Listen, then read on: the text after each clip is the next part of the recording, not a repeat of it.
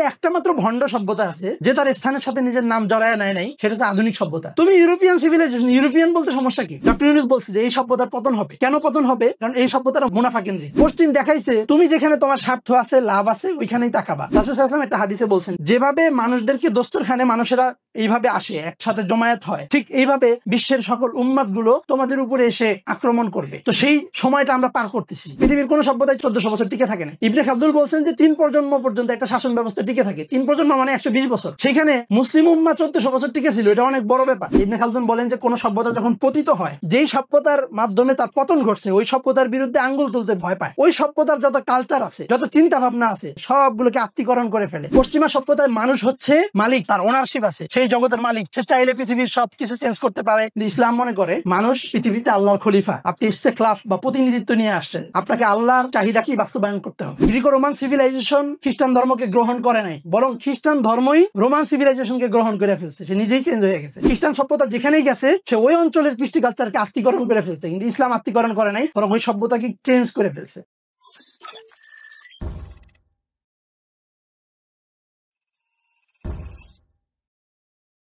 আলহামদুলিল্লাহ ওয়া কাফা ওয়া সালামুন আলা ইবাদিহিল্লাযীনা ইসতাফা, আম্মা বা'দ।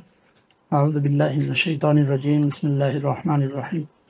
রব্বি ইশরাহ লি সাদরি ওয়া ইয়াসসির লি আমরি ওয়াহলুল উকদাতাম মিন লিসানি। সাদাকাল্লাহুল আলিয়্যুল আযীম। সবাই আশা করি ভালো আছেন, আমিও ভালো আছি। আজকের সেমিনারের যে মেইন টপিক, সভ্যতার সংঘাত। সংঘাত নামটাতে আপনারা ভয় পান। সংঘাত কিন্তু অনিবার্য। সংঘাত আপনাকে করতেই হবে, সংঘাতে পড়তেই হবে। আপনি সংঘাত করতে না চাইলেও আপনাকে সংঘাতে জড়ানো হবে। তো আমরা আজকে আমার টপিকে আলোচনা শুরু করব। আমার টপিকটা মূলত ইসলামী সভ্যতার পতন এবং মডার্নিটির উদ্ভব। একটা আরেকটার সাথে ওতপ্রোতভাবে জড়িত, মুদ্রার এপিঠ ওপিঠ। একটার পর্ব শেষ হয়ে গেলে আরেকটার পর্ব শুরু হয়। তো এই জন্য আমি দুইটা টপিককে পাশাপাশি রেখে আলোচনা করব আজকে। তো সভ্যতার পরিচয় নানাজনে নানাভাবেই দেয়। তো আমি একটু আরবি টার্মিনোলজিকে সামনে রেখে আমার আলাপ শুরু করব। আপনারা অনেকেই জেনে থাকবেন সভ্যতা শব্দটার আরবি হচ্ছে হাজারা। হাজারা আসছে হুজুর থেকে, হাজিরা থেকে। আমাদের কওমি মাদ্রাসাগুলোতে অ্যাটেন্ডেন্সকে হাজিরা বলা হয়, মানে আপনি উপস্থিত আছেন সেটা বোঝানোর জন্য বলা হয় হাজিরা। হাজিরা উপস্থিত ছিলেন কিনা। এর মানে সভ্যতার সাথে উপস্থিতির একটা ব্যাপার আছে, স্থানিকতার একটা ব্যাপার আছে, এবং নির্মাণের একটা ব্যাপার আছে, নগরায়নের একটা সম্পর্ক আছে। ফলে কোরআনে আল্লাহ তাআলা বলতেছেন ওয়া ইলাল ক্বরিয়াতিল্লাতী কানাত হাযিরাতাল বাহরি। আয়লা সম্প্রদায় সম্পর্কে বলতেছেন যারা সাগরের তীরে ছিল অবস্থিত। তো সভ্যতা কখনো স্থানিকতা থেকে বাইরের কিছু না, সভ্যতার সাথে স্থিতিশীলতার সম্পর্ক। এজন্য দেখবেন জাহিলি যুগে যাযাবরদের মধ্যে অনেক কবি ছিল। তারা সাকাফা বা কালচার চর্চা করত, সংস্কৃতি চর্চা করত, কবিতা চর্চা করত, এবং তাদের রচিত সাবাউল মুআল্লাকাত কাবা শরীফের চত্বরের চতুর্পাশে অনেক জায়গায় ঝুলানো থাকতো। তো যাযাবর কবিদের মধ্যে ইমরাউল কায়েস আছেন, আন্তারা আছেন। এত বড় বড় কবি যাযাবরদের মধ্যে জন্মগ্রহণ করা সত্ত্বেও যাযাবররা সভ্যতা গড়ে তুলতে পারে নাই, কারণ তাদের স্থিতিশীলতা ছিল না, তাদের একটা স্থানের সাথে সম্পৃক্ততা ছিল না, তাদেরকে ঘুরে ঘুরে বেড়াইতে হইতো নানান দিকে। ফলে তারা সভ্যতা গড়ে তুলতে পারে নাই। সভ্যতার সাথে স্থানিকতা সম্পর্ক, নগরায়নের সম্পর্ক। এই জন্য ইবনে খালদুন উমরানের কথা বলতেছেন, আবার হচ্ছে আমাদের শাহ ওলিউল্লাহ দেহলভী রহমতুল্লাহ আলাইহি ইরতিফাকাত তত্ত্বের কথা বলতেছেন, যেগুলোর সাথে সংগঠন, সাংগঠনিকতা এবং সভ্যতার সম্পর্ক ওতপ্রোতভাবে। তো এই জন্য কোন সভ্যতাই তার স্থানের প্রভাব থেকে মুক্ত না। পৃথিবীতে যতগুলো সভ্যতা গেছে, রোমান সভ্যতা বলেন, গ্রিক সভ্যতা, মিশরীয় সভ্যতা, চৈনিক সভ্যতা, কোন সভ্যতাই তার স্থানের চিহ্ন থেকে দূরে না। সবাইকে তার স্থানিক পরিচয়ের ভিত্তিতেই পরিচয় করানো হয়। পৃথিবীতে একটা মাত্র ভণ্ড সভ্যতা আছে যে তার স্থানের সাথে নিজের নাম জড়ায় নেয় নাই, সেটা হচ্ছে আধুনিক সভ্যতা। ইউরোপিয়ান সিভিলাইজেশন সেটা সভ্যতাকে নামকরণ করতেছে মডার্ন সিভিলাইজেশন। আরে ভাই, মডার্ন সিভিলাইজেশন কি? আবার তুমি ইউরোপিয়ান সিভিলাইজেশন, ইউরোপিয়ান বলতে সমস্যা কি? ওয়েস্টার্ন সিভিলাইজেশন বলতে সমস্যা কি? তুমি মডার্ন সিভিলাইজেশন বইলা সারা দুনিয়ার উপর চাপাইয়া দিছো যে তোমার সভ্যতাই মডার্ন, আর বাকি সবারটা কি পশ্চাৎপদ, তোমরাই প্রগতিশীল আর বাকি সবাই পশ্চাৎপদ। এটা একটা ভণ্ডামি। তো স্পষ্ট ভণ্ডামিটা আপনারা তাদের নানা রকম কার্যক্রমের মধ্যে দেখবেন। মারিয়াম জামিলা এই জন্য খুব স্ট্রংলি প্রশ্ন তুলছেন যে ইজ ওয়েস্টার্ন সিভিলাইজেশন ইউনিভার্সাল? পশ্চিমা সভ্যতা কি সার্বজনীন? শুধু সার্বজনীন না, সে একটা ভাব ধরছে সে সার্বজনীন। ফলে আরেকটা ব্যাপার হামিদ দাবাসী বলতেছে যে ইউরোপ তার কবিদেরকে কবি বলে, এর বাইরে অন্যান্য সভ্যতার কবিদেরকে বলে আফ্রিকান কবি, ইন্ডিয়ান কবি, চৈনিক কবি কিংবা আরবিয়ান কবি। আর ওর কবি ওর যে দার্শনিক সে মানে তৈরি করছে ওর সভ্যতার ভিতরে, ওই দার্শনিক আর বাকি সবাই ইউরোপিয়ান, আমেরিকান দার্শনিক, আফ্রিকান দার্শনিক কিংবা হচ্ছে ইন্ডিয়ান দার্শনিক। ওরগুলোই হচ্ছে অরিজিনাল অর্গানিক, আর বাকিগুলো অর্গানিক না। এটা একটা ভণ্ডামি। এই ভণ্ডামির ব্যাপারটা আরো স্পষ্ট করে উল্লেখ করছে মোহাম্মদ ইমারা বলতেছে পৃথিবীতে যে 2টা মহাযুদ্ধ হয়েছিল, এই 2টা মহাযুদ্ধের আমরা বলি বিশ্বযুদ্ধ। কেন ভাই, পৃথিবীর সব দেশকে এই বিশ্বযুদ্ধে অংশ নিয়েছিল, তাহলে আপনি কেন বিশ্বযুদ্ধ বলবেন? এইটা তো একটা স্পষ্ট সাম্রাজ্যবাদী যুদ্ধ। একটা সাম্রাজ্যের সাথে আরেকটা সাম্রাজ্যের যুদ্ধ চলতেছে, ইউরোপের পারস্পরিক ন্যাশন স্টেটগুলোর মধ্যে যুদ্ধ চলতেছে। সেই ন্যাশন স্টেটের যুদ্ধে ভাগাভাগি করতে গিয়ে মধ্যপ্রাচ্য কোন ভাগে পড়বে না পড়বে এই নিয়ে ক্যাচাল। সেই ক্যাচালের সূত্র ধরে দেখলো যে মধ্যপ্রাচ্যে একচ্ছত্র আধিপত্য হচ্ছে ওসমানী খেলাফতের, এইটাকে ক্ষয়িষ্ণু করে দিতে হবে। সুতরাং ওসমানী খেলাফতের উপর একটা ঐক্যবদ্ধ আক্রমণ লাগবে। তো সেইটারই ধারাবাহিকতায় মহাযুদ্ধ হয়েছে। বিশ্বযুদ্ধের যে আমরা যে মহাযুদ্ধের বিশ্বযুদ্ধ বলতেছি, এটা তো একটা কি ঔপনিবেশিক যুদ্ধ, এটা একটা সাম্রাজ্যবাদী যুদ্ধ। তো এই সাম্রাজ্যবাদী যুদ্ধকে পৃথিবীকে দেখাইতেছে, দেখো আমরা যা করবো এটাই বৈশ্বিক, আমরা যা করবো এটাই সার্বজনীন, আমরা যুদ্ধ করছি, সুতরাং আমাদের যুদ্ধে তোমরা বিশ্বযুদ্ধ বলবা। এই ভণ্ডামি থেকে বাইরে হয়ে আসতে হবে, এই ভণ্ডামি গুলাকে প্রশ্নবিদ্ধ করতে হবে সবার আগে। তারপরে আমরা হচ্ছে আমাদের সিভিলাইজেশনাল যে ক্লাস বা অর আছে সেইটাতে ঢুকতে পারবো। আপনি আগেই যদি তাকে মহান ইউনিভার্সাল ধরে নেন, আপনি সামনে আর আপনার সভ্যতার সংঘাত আগাবেন। তো দেখেন, সুতরাং সভ্যতা সম্পর্ক যেহেতু স্থানের সাথে, প্রত্যেকটা সভ্যতা তার একটা স্থানিক চরিত্রকে ধারণ করে, তার স্থানের কালচার, ওইখানের মানুষের চিন্তা ভাবনা, ধর্ম, সোসাইটি এবং তার সামাজিক ইতিহাসের ভেতর দিয়েই সে তার সভ্যতাকে দাঁড় করায়। সুতরাং একটা আঞ্চলিক সভ্যতা আরেকটা অঞ্চলের জন্য কোনোভাবেই ইউনিভার্সাল হইতে পারে না, অ্যাকসেপ্টেড হইতে পারে না। এটা প্রশ্ন সবার আগে তুলতে হবে। এবার আসেন, সভ্যতা যেহেতু স্থানের সাথে সম্পৃক্ত, সুতরাং সভ্যতার সাথে আরেকটা সভ্যতার দ্বন্দ্ব অবশ্যই লাগবে। আপনার জমির আইলের সাথে আরেকজনের জমির আইলে যেমন ফ্যাসাদ লাগে, টানাটানি, যেমন ঘেঁষাঘেঁষি, ধাক্কাধাক্কি, একটা দেশের সীমানার সাথে আরেকটা দেশের সীমানার যখন দ্বন্দ্ব হয়, সুতরাং সভ্যতার সাথে আরেকটা সভ্যতার দ্বন্দ্ব হবেই, কারণ সভ্যতা স্থানের সাথে সম্পৃক্ত। সুতরাং সভ্যতার সংঘাত অনিবার্য। রাসূল সাল্লাল্লাহু আলাইহি ওয়াসাল্লাম একটা হাদিসে বলছেন, ইউশিকুল উমামু আন তুদা আলাইকুম কামা তুদা আল উকলাতু ইলা কুসাতিহা। যেভাবে মানুষদেরকে দস্তরখানে মানুষেরা এইভাবে আসে, একসাথে জমায়েত হয়, ঠিক এইভাবে বিশ্বের সকল উম্মাত গুলো তোমাদের উপরে এসে আক্রমণ করবে। তো সেই সময়টা আমরা পার করতেছি, যেখানে পৃথিবীর সকল উম্মত, সকল জাতিগোষ্ঠী মুসলিম জাতির উপরে এক ঐক্যবদ্ধভাবে আক্রমণ শুরু করতেছে। তো এই পর্যায়ে এসে সভ্যতার পতন, ইসলামী সভ্যতার পতন নিয়ে আলোচনা কেন জরুরি? কারণ এটা তো অতীত নিয়ে কেন পয়রা থাকবো? দেখেন, অতীত নিয়ে এই জন্যই পয়রা থাকবো, আমাদের একটা সভ্যতার যে জার্নি, ইসলামী সভ্যতার জার্নির পেছনে এই পতনের যে বিভিন্ন অনুঘটক আছে, কারণ আছে, সেই কারণগুলোকে যদি বিশ্লেষণ করে খুঁজে বের করতে না পারি, তাহলে আমরা আমাদের ভবিষ্যৎ নির্ধারণ করতে পারবো না। আর একটা ব্যাপার দেখেন, পৃথিবীর কোনো সভ্যতায় 1400 বছর টিকে থাকে না। ইবনে খালদুন বলছেন যে 3 প্রজন্ম পর্যন্ত একটা শাসন ব্যবস্থা টিকে থাকে। 3 প্রজন্ম মানে 120 বছর। সেখানে মুসলিম উম্মাহ 1400 বছর টিকে ছিল, এটা অনেক বড় ব্যাপার। এখন এই 1400 বছর পরে মুসলিম উম্মাহর পতন ঘটছে, এটা কোনো অস্বাভাবিক ব্যাপার না, এটা স্বাভাবিক ব্যাপার। এবার আসেন, এই 1400 বছর পরে যে পতন ঘটলো, এই পতনের অনুঘটকটা কেন বিশ্লেষণ করব? আমাদের ভবিষ্যতের জন্য। আমাদের অতীত নিয়ে পড়ে থাকার সময় নেই, আমরা ভবিষ্যতের দিকে যাইতে চাই, ভবিষ্যৎকে নির্মাণ করতে চাই, একটাই ইসলামিক সিভিলাইজেশন গড়তে চাই। এজন্য আমাদের পিছনের 1400 বছরের ইতিহাসটাকে দেখা দরকার। সেই দেখার জন্যই আমাদের এই সময়গুলোতে অনেক বড় বড় দার্শনিক তৈরি হয়েছেন, ইসলামী চিন্তাবিদ তৈরি হয়েছেন, যারা ইসলামী সভ্যতার কার্যকারণ এবং পতনের নানান অনুঘটক নিয়ে গবেষণা করছেন। সে ব্যাপারে আমি আসবো। ইবনে খালদুন আছেন, মালিক বিন নাবি আছেন, শাহুলিল্লাহ মুহাদ্দিস দেহলভি আছেন, তাহা আব্দুর রহমান আছেন, এরকম বড় বড় দার্শনিক যারা সভ্যতার পতন নিয়ে আলোচনা করছেন। এবার আসেন, সভ্যতার পতনটা আসলে কেন ঘটলো ইসলামী সভ্যতার?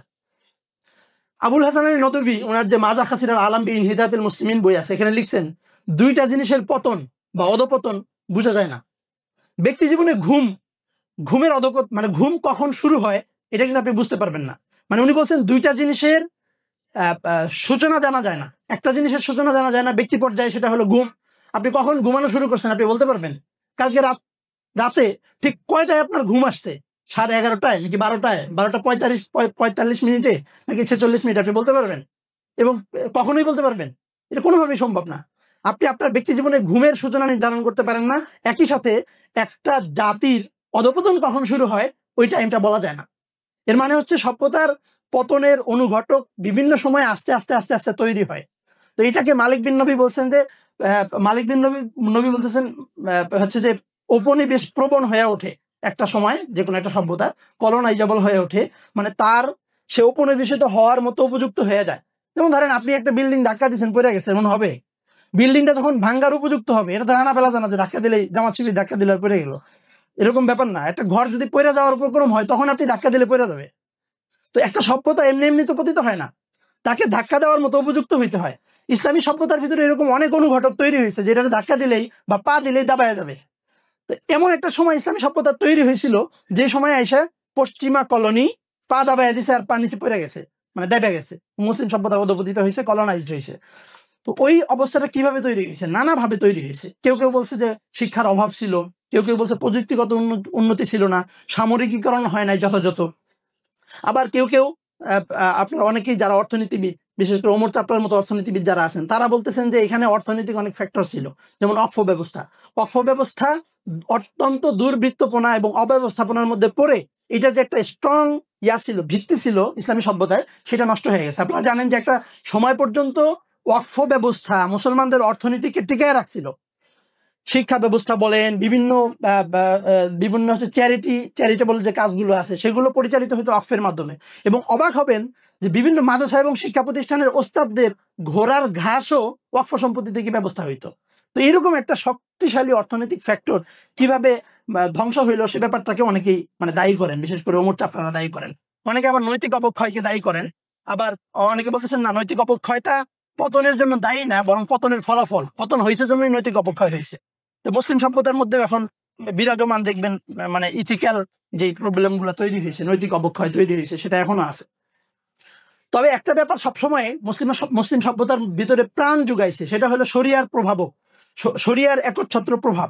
এখনো কিন্তু মানে ইসলামিক সোসাইটিগুলোতে শরিয়ার প্রভাব আছে। মানে একটা শাসক যখন কুকীর্তি করতে করতে একটা পর্যায়ে চলে যায়, অন্যায় করতে থাকে, তখন মানুষ কিন্তু ওরে শরিয়ার লেন্স দিয়ে দেখে যে ইসলাম বিরোধী হয়েছে বা ইসলামের অমুক বিষয়টাকে সে লঙ্ঘন করছে। এই যে শরিয়ার যে পাওয়ার সোসাইটিতে, এটা সবসময় ছিল। ইবনে খালদুন এটাকে বলেন যে এটা রাজতন্ত্র এবং খেলাফতের কম্বিনেশন, মানে সোসাইটির মধ্যে শরিয়ার উপস্থিতি থাকাটা। তো এটা এখনো আছে বিদ্যমান, মডার্নিটির প্রভাবের পরও এখানে শরিয়ার একটা এক্সিস্টেন্স এবং এটার একটা প্রভাব রয়ে গেছে। আরেকটা গুরুত্বপূর্ণ ব্যাপার তারবিয়া। দেখেন রাসূল সাল্লাল্লাহু আলাইহি ওয়াসাল্লাম মদিনায় আসার আগে যে 13 বছর মক্কায় কাটাইছেন, তারবিয়া করছেন ওই সময়টাতে, সাহাবীদেরকে মানে ঢেলে গড়ে তুলছেন, গঠনটা খুব স্ট্রংলি করছে, ফলে মদিনায় এসে সভ্যতা গড়তে সহজ হয়েছে। তারবিয়া ছাড়া সভ্যতা টিকানো সম্ভব না। আপনারা জানেন যে সময় রাগিব সালজানি বলতেছে যে সময়টাতে তারিক বিন জিয়াদ তারা আফ্রিকা জয় করলো, এরপরে স্পেনের দিকে যখন অগ্রসর হয়েছে, ওই সময় কেন ওয়ালিদ ইবনে আব্দুল মালিক ক্ষমতাটাকে আর সম্প্রসারিত করতে দেয় নাই? স্পেনের পর চাইলে পর্তুগাল, ইউরোপের পুরোটাই তো জয় করতে পারতো, সেই জয় করার সুযোগটা কিন্তু হয়ে ওঠে নাই। আর ওয়ালিদ ইবনে আব্দুল মালিক বলছেন যে তোমাদের সৈন্য সামন্ত ফিরায় নিয়ে আসো, আমরা আর সাম্রাজ্য বিস্তার করতে চাই না। তো কেন চায় না? অনেক রকম ব্যাখ্যা আছে। রাগিব সারজানি দুইটা ব্যাখ্যা নিয়ে আসছেন। একটা হলো যে ওয়ালিদ বিন আব্দুল মালিক ভয় পাইছেন যে তারেক বিন জিয়াদরা ওইদিকে সাম্রাজ্য বিস্তার করে আলাদা খেলাফত তৈরি করে ফেলায় কিনা বা আলাদা সাম্রাজ্য করে ফেলায় কিনা, এই ভয়টা ছিল। তবে আরেকটা কারণ বলছেন যেটা ভ্যালিড মনে হয়েছে, সেটা হলো ওয়ালিদ বিন আব্দুল মালিক মনে করছেন যে এইভাবে আফ্রিকান বর্বর জাতিগুলোর আমরা জয় করছি, তাদেরকে তো এখনো ইসলামীকরণ করা হয় নাই, তাদের তো তারবিয়া এখনো সম্পন্ন হয় নাই। এভাবে যদি সাম্রাজ্য বিস্তৃত হইতে থাকে, এর ভিতরে নানান রকম ফিতনা দানা বাঁধবে এবং ফিতনা দানা বেঁধে ইসলামের বিরুদ্ধে তারা আবার প্রতিবিপ্লব শুরু করবে। ঠিক আছে, এই ভয় থেকে ওয়ালিদ ইবনে আব্দুল মালিক বলছেন সাম্রাজ্য আর বিস্তার করার দরকার নাই, এর মানে তারবিয়াটা ঘটাইতে হবে। আপনাদের এই উপমহাদেশের বিশিষ্ট তাত্ত্বিক মৌলানা মওদুদি বলতেছেন যে আচ্ছা, আমি যে বিচার ব্যবস্থাকে ইসলামীকরণ করব, আমার বিচারক কই? আগে তো আমাকে বিচারক তৈরি করতে হবে। এইটাই হচ্ছে তারবিয়ার জায়গা। দাওয়াতেরও 3টা স্তর বলা হয়, একটা হচ্ছে তাবলিগ, আরেকটা হচ্ছে তাকভিন, আরেকটা হচ্ছে তানফিজ।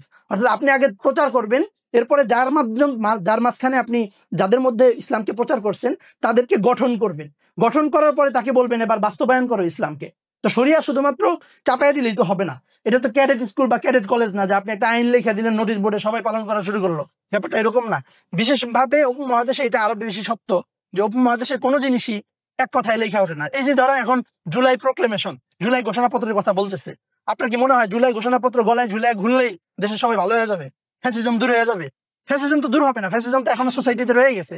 এইভাবে একটা মানুষকে, সোহাগ নামক মানুষটা যে মারা হইলো, এটা কি সভ্যতার মধ্যে পড়ে? এটা কি মানে বর্বরতা না? তাহলে ফ্যাসিজম কই দূর হয়েছে? ফ্যাসিজম তো এখনো সমাজে টিকে আছে। এই ফ্যাসিজম জুলাই প্রোক্লেমেশন দিয়েও যাবে না। আপনাকে সোসাইটির ভিতরে একটা গণ আন্দোলন গড়ে তুলতে হবে, যে গণ আন্দোলনের ভিতর দিয়ে মানুষকে আপনি তারবিয়া সম্পন্ন করবেন। এছাড়া ফ্যাসিজমও দূর হবে না, কোনোভাবে সারিয়া কায়েম করা যাবে না। সারিয়ার বিরুদ্ধে দেখা যাবে মানুষ আবার প্রতিবাদ শুরু করে দিছে। তো ফলে তারবিয়ার জায়গাটা আগে সম্পন্ন করতে হবে, নতুবা অনেক জটিল ব্যাপার। দেখেন, যেই সময়ে মঙ্গোলীয়রা আক্রমণ করলো এবং মঙ্গোলীয়রা ক্রুসেডারদের সাথে মিলে মুসলিম উম্মার বিরুদ্ধে আক্রমণ শুরু করলো, ওই সময়টা কিন্তু একটা ভীতিকর পরিস্থিতি তৈরি হয়েছিল। তখন শাসন ক্ষমতায় বা আব্বাসীয়রা তারা মনে করলো যে এখন আমাদের যেহেতু মোগল এবং তাতারিরা অনেক শক্তিধর, সুতরাং আমাদেরকে সামরিকীকরণের দিকে যাইতে হবে। তো ওনারা মামলুকদের থেকে প্রচুর সামরিক মানে শক্তিশালী যোদ্ধা টোদ্ধা নিয়ে আসলো।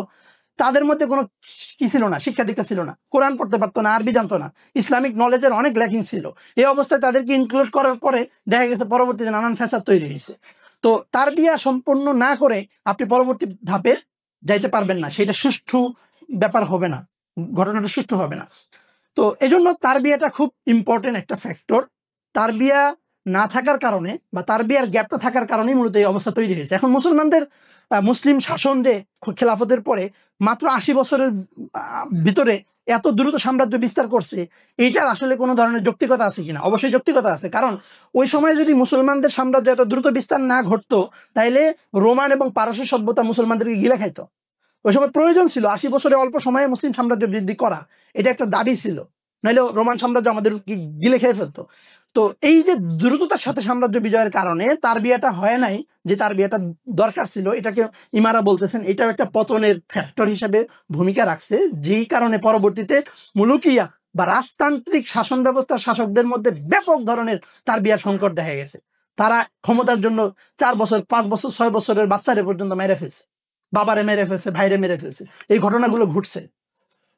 আরেকটা ব্যাপার যেটা বললাম সামরিকীকরণের, যে সামরিকীকরণের দিকে এত বেশি আমরা জোর দিছি যে তার ভেতরে আমাদের ইন্টেলেকচুয়াল এবং শিক্ষা চিন্তার জায়গাটা ডেভেলপ হয় নাই। আপনি দেখেন যে 1948-এর পরে এবং সামগ্রিকভাবে যখন সম্মিলিত আরব শক্তি ইসরায়েলের কাছে পরাজিত হয়, তখন মুসলমানরা অনুভব করলো যে এখন আমাদের আসলে সামরিক শক্তি বাড়ানো দরকার। তো এর মধ্যে দিয়ে আরবরা ধরেন এই যে সামরিক অস্ত্র টস্ত্র কিনতেছে, কিন্তু তারা আদৌ মনে করে না যে তাদের ইন্টেলেকচুয়াল ডেভেলপমেন্ট দরকার। এটা কিন্তু একটা সমস্যা, এই সমস্যাটা আগে দূর করতে হবে। এবার আসেন, আমরা পতনের কিছু ফ্যাক্টর নিয়ে সংক্ষেপে বলে ফেললাম। পতন নিয়ে অনেক আলোচনা করা যায়, আসলে অনেক অনুঘটক থাকে একটা জিনিস মানে পতিত হওয়ার পেছনে। আমাদের এখন জানা দরকার বিনির্মাণের ব্যাপারটা। আমরা সভ্যতাকে আবার পুনরায় গঠন করতে চাই, বিনির্মাণ করতে চাই, সেই ক্ষেত্রে আমরা আসলে কি করতে পারি? এখন দেখেন, আমাদের সামনে কিছু মডেল বা প্যারাডাইম দরকার, কিছু নমুনা দরকার, নামুজাজ দরকার, যাদের নমুনাকে ফলো করে আমরা আগাবো। এরকম আমাদের সামনে অনেকে আছে, ইবনে খালদুন আছেন, শাহউলিল্লাহ মুহাদ্দিস দেহলভী আছেন, মালিক বিন নবী কিছু কথাবার্তা বলে গেছেন, যদিও মালিক বিন নবী ওয়েস্টার্নাইজড মানে ওয়েস্টার্ন চিন্তা ভাবনা দ্বারা প্রভাবিত ছিল অনেকেই বলে। তাহা আব্দুর রহমান আছেন। দেখেন, ইবনে খালদুন কেন এত পরে এসেও জরুরি? ইবনে খালদুন যেই সোসাইটিতে বড় হয়েছেন, ওই সময়টাতে আব্বাসীয়দের পতন হয়ে গেল, তাতারিদের পরবর্তীতে তাতারিদের আক্রমণ, মঙ্গোলীয়দের আক্রমণ এবং প্লেগ মহামারীর ভিতর দিয়ে একটা পর্যদস্ত অবস্থা, ওই সময়ের শাসন ব্যবস্থা ভঙ্গুর অবস্থায় চলে গেছিল। এমন সময় ইবনে খালদুন আসছেন এবং ওনাকে নিজেকেও বিভিন্ন রকম দেশান্তরিত হইতে হয়েছে, এই অঞ্চল থেকে ওই অঞ্চল। যেমন মানে স্পেন পতনের আগে, স্পেনে যখন পুনরায় খ্রিস্টানরা এসে স্পেনকে দখল করে নেয়, ওই আগে উনি পরিবার সহ চলে আসছেন তিউনিশিয়া থেকে আফ্রিকায়, মিশরে, নানান জায়গায় ঘোরাফেরা করতে করতে ওনার মনে হয়েছে যে ইসলামী শাসন এবং শাসকদের এইরকম অবস্থা চলতে থাকলে এই সভ্যতাকে টেকানো যাবে না। ফলে উনি মুকাদ্দিমা লিখতে বসলেন, উমরানের প্রস্তাবনা দিলেন, নতুন করে সভ্যতা কিভাবে বিনির্মাণ করা যায় এবং কেন একটা সভ্যতা পতন হয় সেই কারণগুলো উনি লেখা শুরু করলেন। ফলে ইবনে খালদুন আমাদের কাছে গুরুত্বপূর্ণ। আমরা অন্যান্য দার্শনিক বা পশ্চিমা দার্শনিকের মানে হব না, দ্বারস্থ হব না, আমরা ইসলামিক সিভিলাইজেশনে তৈরি হওয়া বিভিন্ন দার্শনিকদেরকে ফলো করব। তো ইবনে খালদুনকে কেন ফলো করব? কারণ ইবনে খালদুনের মধ্যে 3টা বৈশিষ্ট্য ছিল। 1 নম্বর হলো ইবনে খালদুন ইসলামিক ওয়ার্ল্ড ভিউকে সামনে রেখে উনি পতনের প্রস্তাবনাগুলো দাঁড় করাইছেন। 2 নম্বর কারণ হলো ইবনে খালদুন শাসকদের পতন এর ভিতর দিয়ে পতন বিশ্লেষণের ভিতর দিয়ে উনি মূলত সভ্যতার কথা বলছেন, সভ্যতার পতনের কথা বলছেন। 3 নম্বর কারণ হলো যে মোটামুটি তুলনামূলক ইবনে খালদুনের প্রস্তাবটা বিজ্ঞান ভিত্তিক। সায়েন্টিফিক। এই কারণে আমরা ইবনে খালদুনের আলোচনাটা নিতে পারি। এরপরে যেমন শাহ ওলিউল্লাহ মুহাদ্দিস দেহলভী, আমাদের উপমহাদেশের লোক, যাকে আমরা মুসনিদুল হিন্দ বলি, মানে হিন্দুস্তানে যতগুলো মাসলাক এবং মানহাজ প্রচলিত আছে মোটামুটি সবাই মনে করেন তাদের সূতিকাগার বা সূত্র হচ্ছেন শাহ ওলিউল্লাহ মুহাদ্দিস দেহলভী। সুতরাং উনি আমাদের উপমহাদেশের পার্সপেক্টিভে অত্যন্ত গুরুত্বপূর্ণ ব্যক্তিত্ব। শাহ ওলিউল্লাহ মুহাদ্দিস দেহলভীর 3-4টা তত্ত্ব আছে, এই তত্ত্বগুলো খুব গুরুত্বপূর্ণ। এক নম্বর আছে আর রায়ুল কুল্লি। শাহ ওলিউল্লাহ মুহাদ্দিস দেহলভী মনে করেন যে মানুষের সভ্যতা যে এখন পর্যন্ত আসছে এটা মানুষের ভেতরে থাকা কিছু স্বভাবজাত বৈশিষ্ট্যের কারণে আসছে। আপনি দেখবেন অন্যান্য প্রাণী কিন্তু কখনোই মনে করে না যে তার অন্যান্য প্রাণী মনে করে তার নিজের স্বার্থটা বাস্তবায়ন হয়ে গেলে সে বাঁচে, এবং নিজের স্বার্থ পূরণের ক্ষেত্রে অন্যের কি ক্ষতি হইলো না হইলো এটা প্রাণী জগতের দেখার বিষয় না। আপনার গরু পাশের মানুষের ক্ষেত খেয়ে ফেলতেছে, এতে কারো ক্ষতি হচ্ছে কিনা সেইটা সে কখনোই কেয়ার করে না, ডন কেয়ার ব্যাপার স্যাপার। কিন্তু মানুষ এ ব্যাপারটা করে না। মানুষ যখন কোনো কাজ করে তখন দেখে আমি অন্যের স্বার্থকে বিঘ্নিত করতেছি কিনা বা লঙ্ঘন করতেছি কিনা, এই ব্যাপারটা মানুষের নজরে থাকে। এই জন্য মানুষের এই গুণটাকে শাহ ওলিউল্লাহ মুহাদ্দিস দেহলভী বলতেছেন আর রায়ুল কুল্লি, মানে সামগ্রিক স্বার্থ সে লক্ষ্য করে। তো মানুষের ভিতরে এটি থাকার কারণেই মানুষ এই পর্যন্ত আসছে, পশুদের মতো মানে বিলীন হয়ে যায় নাই, নতুবা মানুষ মানুষকে খাইয়া ফেলতো, মানুষ খেকো হইতো, ওইটা হয় নাই। একটা ব্যাপার দেখেন, পশ্চিমা সভ্যতা কি করছে? পশ্চিমা সভ্যতা মানুষের এই যে স্বভাবজাত বৈশিষ্ট্য, ন্যাচারাল বা ফিতরি বৈশিষ্ট্যটাকে নষ্ট করে দিছে। কিভাবে? পশ্চিম দেখাইছে যে তোমাকে উপযোগবাদী হইতে হবে। উপযোগবাদী বলতে তুমি যেখানে তোমার স্বার্থ আছে, লাভ আছে, ওইখানেই তাকাবা। ফলে পশ্চিমার পুরো ইকোনমিক্যাল সিস্টেমটা দাঁড়াইছে স্বার্থ কেন্দ্রিক এবং লাভ কেন্দ্রিক, মুনাফা কেন্দ্রিকের মধ্যে। ফলে তার কাছে সুদ কোনো মানে মানে দোষের ব্যাপার না, তার কাছে ঘুষ কোনো দোষের ব্যাপার না। এবং পশ্চিমা অর্থনীতিতে ইলন মাস্ক যদি কাউরে 1 টাকাও দান না করে সে অনুতপ্ত হবে না, এবং তাকে আপনি দায়ী করতে পারবেন না। যে ইসলামী সভ্যতায় আপনি জাকাত না দিলে আপনার খবর আছে এবং আপনি একটা ফরজ বিধান লঙ্ঘন করলেন। তো এই যে উপযোগবাদী চিন্তা ভাবনা পশ্চিমা সভ্যতায় গড়ে উঠছে, এইটাই কিন্তু পশ্চিমা সভ্যতাকে ধ্বংসের দিকে নিয়ে যাবে। কারণ এটা মানুষ ব্যক্তি মালিকানা কেন্দ্রিক, ব্যক্তি স্বার্থ কেন্দ্রিক। আপনারা ডক্টর ইউনূসের একটা সাক্ষাৎকার শুনেছেন সম্ভবত, খালেদ মহিউদ্দিনের সাথে ছিল পশ্চিমে থাকতে, এখানে আসার আগে। তখন ডক্টর ইউনূস বলছে যে এই সভ্যতার পতন হবে। কেন পতন হবে? কারণ এই সভ্যতাটা মুনাফা কেন্দ্রিক। উনি ক্লাইমেট চেঞ্জের কথাও বলছেন, মুনাফা কেন্দ্রিক হওয়ার কথাও বলছেন, যে এই কারণেই এই সভ্যতার পতন হইতে পারে। পুরো পৃথিবী জুড়ে মানুষকে শুধু ব্যক্তি স্বার্থ এবং ব্যক্তিগত লাভ, মুনাফার দিকে মানুষকে ধাবিত করা হচ্ছে। মানুষ এই স্পিরিট নিয়ে এখন চলতেছে, ফলে মানুষ একটা সভ্যতার পতনের গহ্বরে দাঁড়ায় আছে। তো এই সভ্যতাটা যদি পতন হয়, ইমিডিয়েট কোন সভ্যতা দাঁড়াবে সেটা নিয়ে আমাদের চিন্তা ফিকির করতে হবে। এই জন্য এই সব সেমিনার, যে আপনাকে সভ্যতা গঠনের প্রস্তুতি নিতে হবে, কারণ একটা সভ্যতা তার এন্ডিং এর দিকে যাইতেছে। তারপরে আমাদের শাহ ওলিউল্লাহ মুহাদ্দিস দেহলভীর আরেকটা তত্ত্ব হচ্ছে জারাফা মানে নন্দন বোধ। মানুষের মধ্যে নন্দন বোধ আছে। যেমন আপনি তো খাইলেই পারেন, একটা কিছু খাইলেই তো পেট ভরে, চাইলে আপনি সিঙ্গারা খাইয়া সারা জীবন চলে যেতে পারেন, কিন্তু তারপর আপনি কেন ফালুদা খুঁজেন? আপনি কেন একটু কাচ্চি খাইতে চান? কারণ দেখতে সুন্দর, মানে মুখরোচক। এই যে মুখরোচক খাবার আপনার পছন্দ, দেখতে সুন্দর খাবার আপনার পছন্দ, এইটাকে বলে নন্দনবোধ। এটা অন্য পশু পাখির মধ্যে নাই। পশু পাখিরা যা খাওয়াবেন তা খাইয়ে ফেলবে। এবং মানুষ যে পোশাক পরে, আপনি একটা নেকড়া বা কাপড় কোনো মধ্যে পেঁচায় রাখলেই তো হইতো, আপনার সতর ঢাকা থাকতো। কিন্তু আপনি কেন মনে করেন বুতামটা একটু সুন্দর হইলে ভালো হয়, আপনার কলারটা একটু এরকম দিলে ভালো হয়, একটু টাইট ফিট হইলে সুন্দর হয়, জামা কাপড়ের রং এরকম হইতে হবে। এই যে নানান রকম চিন্তা ভাবনা, নন্দনবোধ আপনার ভিতরে তৈরি হয়েছে, এই কারণে কিন্তু সভ্যতা এই পর্যন্ত আসছে। নাহলে সভ্যতা কালো পোশাকের মধ্যে থেকে যেত, সাদা পোশাকের জগতে থেকে যেত, এত নতুন নতুন পোশাক তৈরি হইতো না। এবং আপনারা জানেন যে ব্রিটিশরা আমাদের এখানে কলোনি বিস্তার করছে এবং আমাদের নীল চাষ করতে বাধ্য করছে এই নীল রঙের প্রতি তাদের একটা আকর্ষণের কারণে। বুঝতে পারছেন? ইউরোপে পোশাকের মধ্যে নীল রঙের একটা আগ্রহ তৈরি হয়েছিল এই কারণে। তো আরেকটা গুরুত্বপূর্ণ তত্ত্বের কথা শাহ ওলিউল্লাহ দেহলভী বলেন, তাকামুল। মানুষ সবসময় পরিপূর্ণতা চায়, যে কোনো জিনিসকে পূর্ণাঙ্গ ভাবে চায়। আরেকটা তত্ত্ব হচ্ছে ইরতিফাকাতকে অনেকেই, আমাদের উবাইদুল্লাহ সিন্ধি, উনি মনে করেন যে ইরতিফাকাত বলতে সাংগঠনিকতা। আবার কামালি সহ অনেকেই মনে করতেছেন যে না, এটা একটা সভ্যতার বিনির্মাণকে বোঝায় ইরতিফাকাতকে। তো ইরতিফাকাতের 3টা স্তর দেখাইছেন শাহ ওলিউল্লাহ মুহাদ্দিস দেহলভী, যে পৃথিবী 3টা ইরতিফাকাতের ভিতর দিয়ে আসছে। একটা হচ্ছে আদিম যুগ, যে সময় মানুষের মানে একটা বর্বরতার একটা ব্যাপার স্যাপার ছিল, বা ওই সময় একটা মানুষ অনুন্নত ছিল আর কি। এরপর দ্বিতীয় স্তরে সভ্যতা বিকশিত হয়েছে যখন হচ্ছে মানুষদের ইয়ার যুগ আসছে, আপনার শিল্প এবং সভ্যতার যুগ আসছে, ওই সময়টাকে উনি দ্বিতীয় স্তর বলেন। তৃতীয় স্তর এসে মানে খেলাফতের যুগ, যেটা মানে খেলাফত বিকশিত হওয়ার যুগকে উনি তৃতীয় স্তর বলেন। যাই হোক, এরপর আছে মালিক বিন নবীর একটা গুরুত্বপূর্ণ ব্যাপার আমি আপনাদেরকে বলবো। মালিক বিন নবী মনে করেন মুসলমানদের সভ্যতার পতনের পেছনে একটা কারণ হচ্ছে সভ্যতার বঞ্চনা। সভ্যতার বঞ্চনা বলতে উনি বলেন যে প্রত্যেকটা সভ্যতা যখন তার আদর্শ, তার লক্ষ্য উদ্দেশ্য, তার মোটিভেশন, তার মূল্যবোধকে হারায় ফেলে, তখন ওই সভ্যতার পতন ঘটে। প্রত্যেকটা সভ্যতার একটা নিজস্ব মূল্যবোধ আছে। পশ্চিমা সভ্যতার একটা মূল্যবোধ আছে, যেমন মানবাধিকার, সাম্য, স্বাধীনতা, এরকম নানান রকম তত্ত্ব আছে, সে ওগুলা দিয়ে চলে, হিউম্যান রাইটস, সেই এটা তার সভ্যতার মানদণ্ড। সেইটা না থাকলে তার সভ্যতা টিকবে না। LGBTQ না থাকলে তার সভ্যতা টিকবে না। ব্যক্তি স্বাতন্ত্র্য না থাকলে তার সভ্যতা টিকবে না। মুসলিম সভ্যতারও একটা কি আছে, মূল্যবোধ আছে, তার কিছু ভ্যালুজ আছে। এই ভ্যালুজ গুলো যদি না থাকে সমাজে, তাহলে মুসলিম সভ্যতা টিকার কথা না। তাহলে মুসলিম সভ্যতাকে টিকাইতে হইলে বা নির্মাণ করতে হইলে মুসলিম সভ্যতার ভ্যালুজ গুলো নিয়ে আলাপ আলোচনা করতে হবে। তো এটার সাথে ইবনে খালদুনের একটা কথার মিল আছে। ইবনে খালদুন বলেন যে কোন সভ্যতা যখন পতিত হয়, তখন সে যেই সভ্যতার মাধ্যমে তার পতন ঘটছে, ওই সভ্যতার বিরুদ্ধে আঙ্গুল তুলতে ভয় পায়। যেমন বিরাট সাহসী, আমার পতন ঘটাইছে। এবং এর মধ্য দিয়ে ওই সভ্যতার যত কালচার আছে, যত চিন্তা ভাবনা আছে, যত লাইফ স্টাইল আছে, সবগুলোকে আত্মীকরণ করে ফেলে। এবং এইভাবে সে মজে যায়, সে ওই সভ্যতার অনুকরণ প্রিয় হয়ে ওঠে, অনুকরণবাদী হয়ে ওঠে। তো এইটা ঘটছে পশ্চিমা সভ্যতার সাথে আমাদের। আমরা এখন সবকিছুতে মানে আগাগোড়া অনুকরণবাদী, মানে পাতা থেকে মাথা পর্যন্ত পুরোটাই আমরা অনুকরণবাদী। মারিয়াম জামিলার যে বইটার কথা আমরা বললাম, যে পশ্চিমা সভ্যতা কি সার্বজনীন, তো ওই বইতে উনি একটা সার্ভে নিয়ে আসছেন। সিরিয়ান এই বিধ্বস্ত এলাকাগুলোতে একটা সার্ভে করা হলো। সেই সার্ভেতে দেখা গেল এখানের হাই স্কুল এবং প্রাইমারি লেভেলের অধিকাংশ বাচ্চা পশ্চিমা মুভি দেখে, সিরিয়াল দেখে, এবং তাদের চিন্তা ভাবনাটা এরকম যে পশ্চিমা সভ্যতা আমাদের প্রভু, পশ্চিমা সভ্যতা আমাদের টিচার। ওদের প্রত্যেকটা সিনেমা আমাদেরকে লাইফ স্টাইল শেখায়। কি বিভৎস এবং ভয়ঙ্কর একটা সার্ভে। মারিয়াম জামিলা বলতেছে এইভাবে মুসলিম বিশ্বে পলিটিক্যাল কলোনি শেষ হয়ে যাওয়ার পরেও এখনো কালচারাল কলোনিয়ালিজম রয়ে গেছে। মানে পলিটিক্যাল উপনিবেশ শেষ, রাজনৈতিক উপনিবেশ শেষ। এখন আর ব্রিটিশের শূন্য সামন্ত আপনার রাস্তাঘাটে ঘুরে বেড়ায় না, ঠিক আছে? সাদা চামড়ার কোনো শূন্যকে আপনি রাস্তাঘাটে দেখবেন না, কিন্তু তার কালচার প্রত্যেকটা ঘরে ঘরে।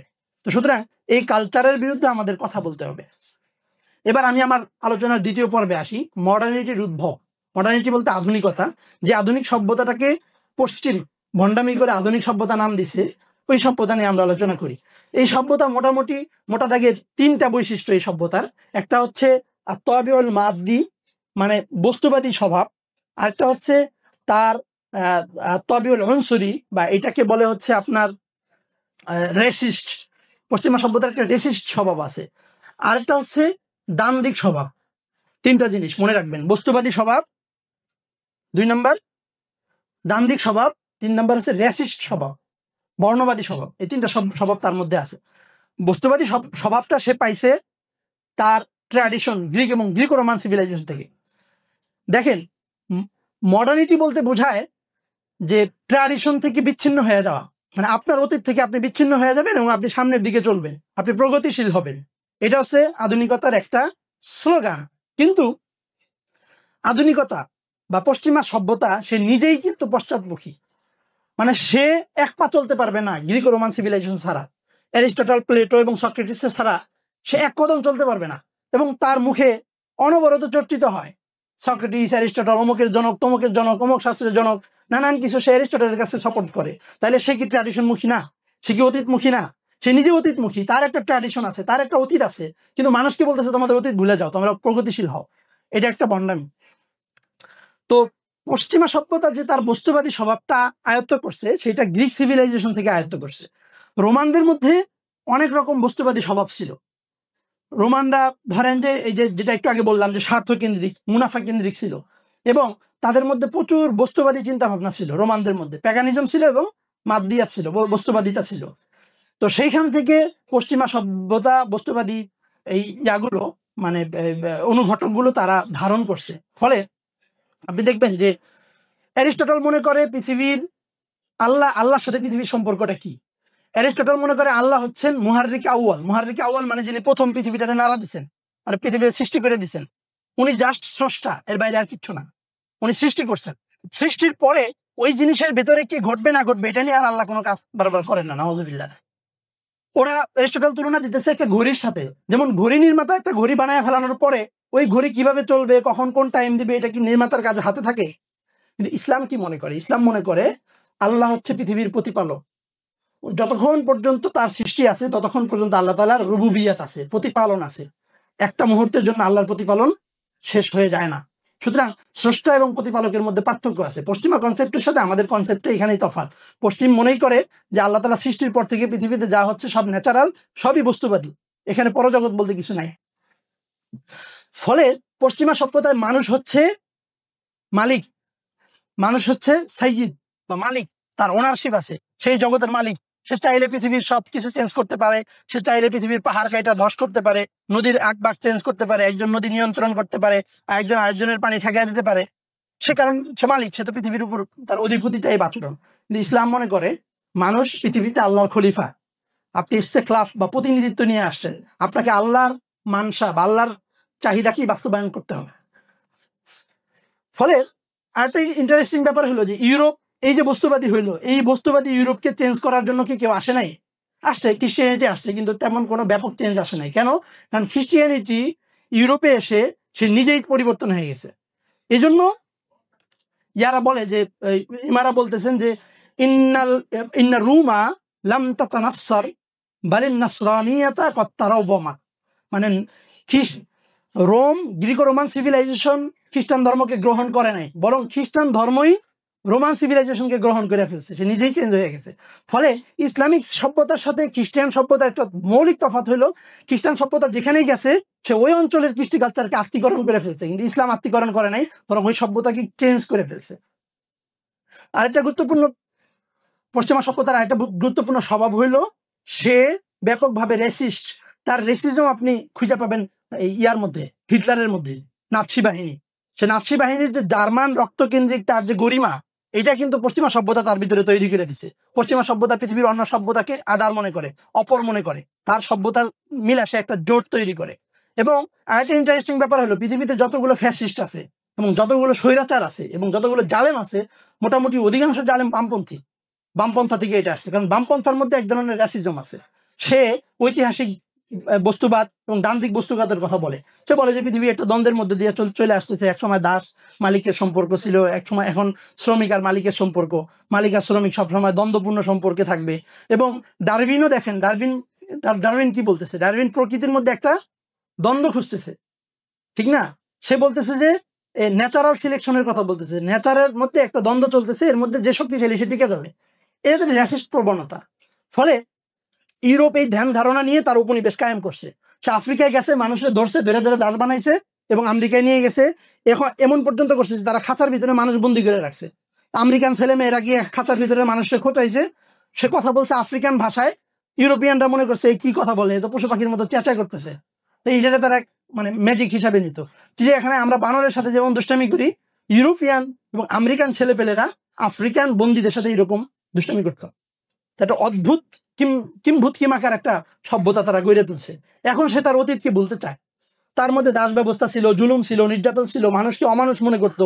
সে তার ওই অতীত ভুলে এখন আমাদেরকে হিউম্যান রাইটস এর কথা বলে, মানবাধিকার, মানুষের অধিকার সংরক্ষণ করতে হবে। আর নিজে যে একটা রক্তের সাগরের উপর দিয়ে আসছে সেটা কাউরে বলতে দিবে না এবং এটা ভুলাই দিবে আপনার মাথা থেকে।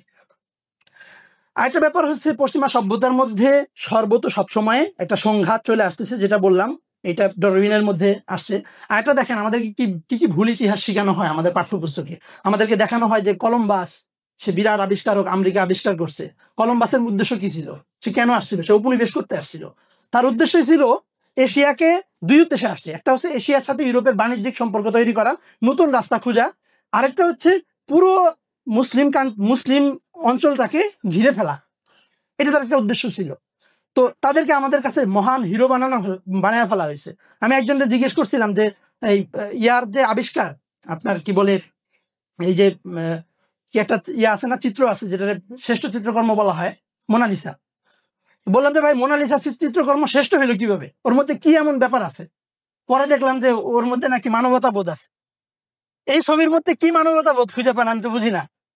মানে ও কি কারণে ও একটা মানবিক ছবি আর আমার ছবিটা মানবিক না?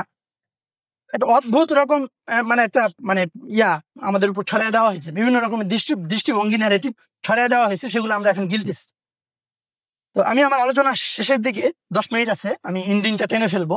10 মিনিটের আলোচনার মধ্যে একটা হচ্ছে যে সভ্যতা নির্মাণের ক্ষেত্রে আমরা বলছিলাম যে আমরা কিছু জরুরি কথা বলবো, যে আমরা সভ্যতাটাকে নির্মাণ করতে চাই। পশ্চিমা সভ্যতা অলরেডি তার ইন্ডিং ফিনিশিং এর দিকে চলে গেছে। ফুকুয়ামার কথা ভুলে যান। ফুকুয়ামা বলছিল যেটা 1989 সালে সোভিয়েতের পতনের পর, যে এই উদারনৈতিক সভ্যতা, লিবারালিজমের উদারনৈতিক সভ্যতা এবং পশ্চিমা সভ্যতা এখন সভ্যতা শেষ পর্যায়ে আছে, বা এটাই সভ্যতার ইন্ডিং, এরপর আর কোনো সভ্যতা হইতে পারে না। এই কথা ভুল। ও সভ্যতা পতনের দিকে চলে গেছে। এখন নতুন আরেকটা সিভিলাইজেশন আসবে, যেটা হান্টিংটনের কথা আপনারা বুঝতে পারছেন। হান্টিংটন ক্লাস অফ সিভিলাইজেশনে বলতেছে পরবর্তী 2টা সিভিলাইজেশন আসতে পারে, চৈনিক এবং ইসলামিক। এই 2টা সভ্যতাকে আমাদেরকে মোকাবেলা করতে হবে, এবং এর মধ্যে দিয়ে ওরা মানে ওয়ার অন টেরর এইসব নানান রকম প্রজেক্ট নিয়ে আসছিল। এবার আসেন ইসলামী সভ্যতা নির্মাণের ক্ষেত্রে আমাদের কিছু মৌলিক চিন্তা ভাবনা মাথায় রাখতে হবে। 1 নম্বর হলো ইসলাম আমাদেরকে সুযোগ দিছে নতুন নতুন নির্মাণের, ইবদায়ের কথা বলছে, ইনোভেশনের কথা বলছে। যেমন দেখেন ইসলামের 2টা ধারণা আছে, একটা ইস্তেকলাফের ধারণা আর একটা আছে তাসদিদের ধারণা। ইস্তেকলাফ মানে আমরা আল্লাহর খলিফা হিসাবে আল্লাহর ইচ্ছা আকাঙ্ক্ষা পৃথিবীতে বাস্তবায়ন করব, 1। 2 নম্বর হচ্ছে তাসদিদের ধারণা, নবায়নের ধারণা। এটার অনুবাদ আমরা করতে পারি ইনোভেশন বা সৃষ্টিশীল ধারণা। মানে অনেকে আবার প্রগতিশীল বলতে চায়। প্রগতিশীল শব্দটা নানাভাবে দুষ্ট। 1 নম্বর হচ্ছে বাম লীগ যারা আছে এতদিন প্রগতিশীলতা করতে করতে এই শব্দটাকে একদম মানে নষ্ট ভঙ্গুর বানায় ফেলছে। এই শব্দ আমরা প্রথমত ব্যবহার করব না। দ্বিতীয়ত ওয়েল হাল্লাক একটা সুন্দর কথা বলছে। ওয়েল হাল্লাক বলতেছে পশ্চিমা সভ্যতাটাই হচ্ছে থিওরি অফ প্রোগ্রেসের মধ্যে দিয়ে চলে, মানে তার তত্ত্বই হচ্ছে প্রগতিশীলতার তত্ত্ব। কিন্তু ইসলামের তত্ত্ব কি না, প্রগতিশীলতার তত্ত্ব না। ইসলাম মনে করে ইসলাম হচ্ছে একটা মোরাল এপিস্টেমিক প্যারাডাইম। ইসলামী সভ্যতাটা একটা নৈতিক সভ্যতা, এবং ইসলাম সবসময় মনে করে আমার নৈতিকতার চূড়ান্ত সীমা খোলাফায়ে রাশিদিনের যুগে চলে গেছে। খায়রুল কুরুনি করনি সুম্মাল্লাযীনা ইয়ালুনাহুম। ওই 3 যুগে যেই সভ্য মানুষগুলো গড়ে উঠছে, নৈতিকতার যে চূড়া তৈরি হয়েছিল, ওইটাই আমাদের মানদণ্ড। আমরা ওইখানে ফিরে যাইতে চাই। আমরা সামনে নতুন কোনো মানে ইথিক্স বা মোরালিটির সন্ধান করতে চাই না, আমাদের মোরালিটি পিছনে। 2 নম্বর আরেকটা বিষয় মনে রাখবেন, তাসদিদ এবং ইসলাহ বা তাসদিদ এবং রিফরমেশন 2টা এক জিনিস না। রিফরমেশন মানে হচ্ছে সংস্কার, তাসদিদ মানে নবায়ন। নবায়ন এবং সংস্কারের মধ্যে পার্থক্য হলো সংস্কার মনে করে অতীতে অনেক ভুল ঘটনা ঘটে গেছে, ওই ভুলগুলোকে সংশোধন করা দরকার। পশ্চিমে রিফরমেশন হয়েছে। কেন রিফরমেশন হয়েছে?